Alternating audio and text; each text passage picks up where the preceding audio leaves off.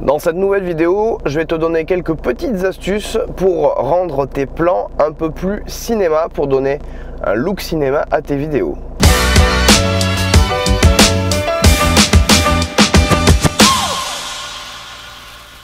Avant de commencer, n'hésite pas à t'abonner à cette chaîne YouTube où tu recevras chaque semaine plein de petites astuces montage vidéo et vidéo de manière générale. Des petites astuces 3 ou 4 fois par semaine, chaque jour à 8 h du matin. N'oublie pas de cliquer sur la petite cloche aussi pour recevoir les notifications. Et puis je te rappelle aussi que j'ai fait un petit PDF avec mes 15 meilleurs conseils en montage vidéo que tu peux te procurer gratuitement. Évidemment, le lien de téléchargement, tu le trouveras juste en dessous dans la description de cette vidéo. Alors, je voulais te parler aujourd'hui, je voulais te donner un petit peu quelques petites astuces, quelques petits trucs pour rendre tes vidéos un peu plus cinéma, leur donner un peu ce look que beaucoup de gens, que pas mal de gens recherchent un peu à faire dans leurs vidéos, sur des vidéos YouTube ou plein de styles de vidéos.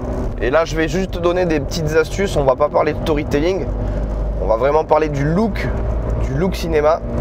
Alors, déjà, une de ces techniques, c'est déjà l'étalonnage. Il y a des manières de travailler les couleurs de l'image qui directement vont te faire penser à des couleurs un peu cinéma. Et d'ailleurs, les couleurs cinéma, c'est souvent pas beaucoup saturé, alors que contrairement à des images télé pour des documentaires ou des reportages où tout est très saturé en couleurs, c'est vrai qu'au cinéma, les couleurs sont beaucoup plus travaillées. On rajoute peut-être un peu de coloration dans les tons sombres. Au lieu d'avoir des noirs, on va les avoir un peu jaune ou un peu rouge ou peu importe. Enfin, après, c'est des choix artistiques. Mais voilà, travaille bien ton étalonnage et déjà, tu verras que tu gagneras un peu de ce look cinéma. Il existe des luttes aussi qui te permettent de faker un peu certains looks cinéma. Tu peux utiliser ça, tu peux faire des tests. Deuxièmement, tu peux aussi, et là c'est bon pour les puristes, ça va être un peu un gros mot ce que je vais dire, mais tu peux rajouter du grain directement sur tes plans vidéo. Parce que ce que beaucoup de gens reprochent à la vidéo, et depuis qu'on est passé au numérique, c'est justement ce côté un peu lisse, très lisse de la vidéo, où l'image a plus trop de texture, elle en a même plus du tout. Et le grain de la pellicule, eh bien, tu peux en trouver téléchargeable gratuitement même sur internet. D'ailleurs, je crois que j'ai écrit un article à une époque sur où c'est que tu peux trouver du grain à placer sur tes vidéos. Bah, n'hésite pas à regarder sur le blog. Tu tapes grain en mots-clés sur gaouprod.com. Donc tu trouveras plein de sites où tu pourras trouver, où tu auras des moyens de télécharger justement des vidéos de grain qui te suffira après d'appliquer en mode de fusion sur tes vidéos. Et même si l'effet est pas toujours hyper visible, ça rajoute toujours un petit peu de texture à ta vidéo et c'est vrai que bon, de temps en temps ça peut être sympa. Troisième chose, c'est vrai que de rajouter aussi des plans au ralenti, ça peut rajouter cette petite touche aussi cinéma à tes vidéos. D'avoir quelques plans au ralenti et si possible des vrais ralentis, pas des ralentis qui sont générés par ton logiciel de montage et qui sont pas toujours beaux. Pour ça, il faut que tu aies une caméra qui filme au ralenti, c'est-à-dire qui filme à 50 ou 100 images secondes ou plus, et de mettre quelques plans beaux au ralenti. C'est encore une petite astuce qui peut t'aider à faire passer tes vidéos au niveau supérieur.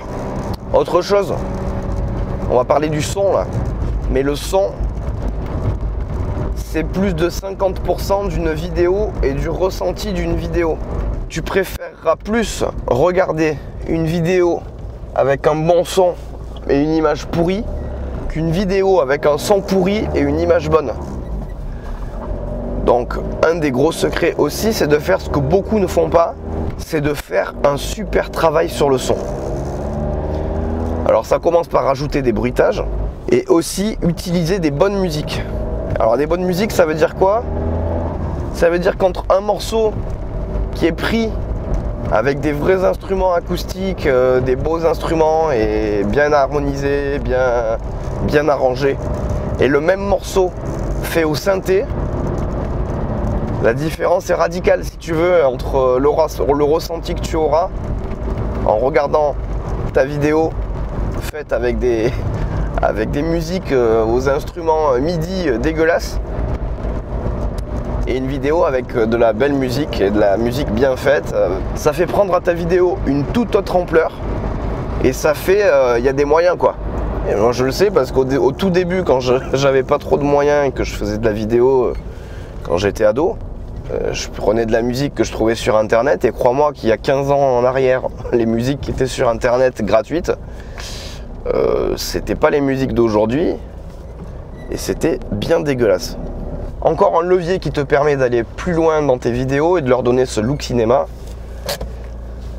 c'est donc d'utiliser de la musique jolie, propre et de qualité. Voilà. Alors désolé, je suis encore malade aujourd'hui pour cette vidéo. J'ai plus de gorge, mais j'avais cette idée de te faire cette vidéo là. Et j'espère que pour la prochaine, j'aurai un peu plus de coffre. Voilà, je te dis à très bientôt justement pour la prochaine vidéo.